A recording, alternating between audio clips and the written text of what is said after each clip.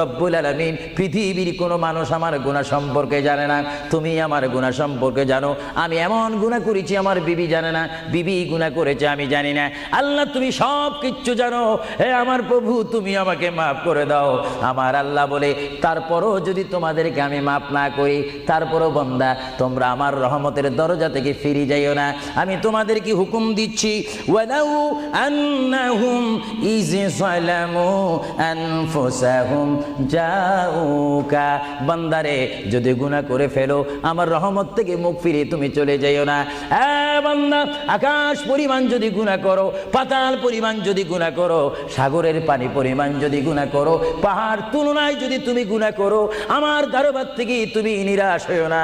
বান্দা আমি তোমাকে একটি রাস্তা বাতাই দিচ্ছি, একটি পথ তোমাকে আমি দেখাই দিচ্ছি। সেই পথটি কোন পথ তোমরা জানো? ওয়ালাউ আন্নাহুম ইয যালামু